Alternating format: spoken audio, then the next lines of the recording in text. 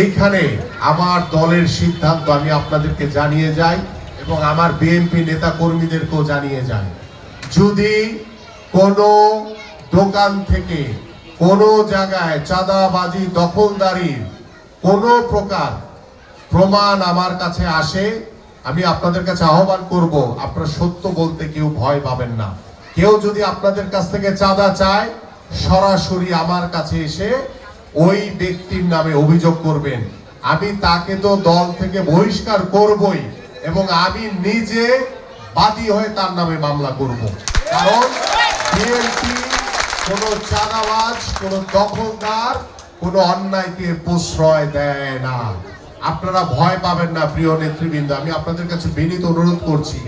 আমরা বাংলাদেশ জাতীয়তাবাদী দল বিএনপি, আমাদের মাননীয় ভারপ্রাপ্ত চেয়ারম্যান জনাব তারেক রহমান বাংলাদেশের রাজনীতির গুণগত পরিবর্তন করতে চান।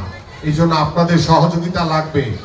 আপনাদের সহযোগিতা ছাড়া আমরা এটা করতে পারবো না। যদি আপনারা ওই 17 বছর ওই আওয়ামী লীগ যেভাবে এসে আপনাদের উপরে প্রভাব বিস্তার করেছে, যেভাবে আপনাদের কাছে এসে চাঁদাবাজি করেছে, সেইটা আমরা আর করতে দিতে পারি না। সেটাকে আমরা কখনোই আর কখনো প্রশ্রয় দিব না। সে যদি আমার দলের লোক হয়, তার বিরুদ্ধেও আমরা সাংগঠনিক এবং আইনগত ব্যবস্থা নিব। এই জন্য আপনাদের সহযোগিতা দরকার। এখানে অনেকেই রয়েছেন, আপনারা এখানে বাজার করেন, বিভিন্ন ফুটপাতে আপনাদের দোকান রয়েছে। অনেকে আপনারা হয়তো ভয়ে বলেন না, আপনাদের কাছে এসে গোপনে দেখা যায় যে এসে চাঁদা নিয়ে যায়, ভয়ভীতি দেখায়া। সে যদি আমার দলের লোক হয়, তাকে এক চুল ছাড় দেওয়ার কোনো সুযোগ নেই। এই জন্য আপনাদের সহযোগিতা দরকার।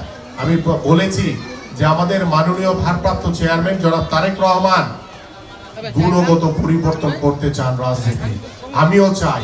আমি কিন্তু প্রথমেই বলেছি যে আমি কিন্তু এখানে আপনাদের সাথে কোনো রাজনৈতিক নেতা হিসেবে আসি নাই। আমি এসছি আপনাদের সন্তান, আপনাদের ভাই, আপনাদের বন্ধু হিসেবে আপনাদের সাথে বসে, আপনাদের সাথে পরামর্শ করে, আপনাদের মতামত নিয়ে আপনাদের সমস্যাগুলো কিভাবে সমাধান করা যায়। যে সমস্যাগুলো আমি এখন সমাধান করতে পারবো সেটা অবশ্যই দ্রুত সময়ের ভিতরে করে দিব। যেটা পারবো না সেটা ইনশাআল্লাহ আগামী ফেব্রুয়ারিতে যে নির্বাচন হবে, সেই নির্বাচনে আপনাদের ভোটে, এদেশের সাধারণ মানুষের ভোটে নির্বাচিত হলে, সরকার গঠন করতে পারলে ইনশাআল্লাহ আপনাদের সকল সমস্যার সমাধান করব। এবং আমাদের এই যে নেতারা মঞ্চে বসে আছে, অনেকে রাস্তায় এখানে দাঁড়িয়ে আছে, আমি তাদেরকেও নির্দেশনা দিয়েছি যে আপনাদের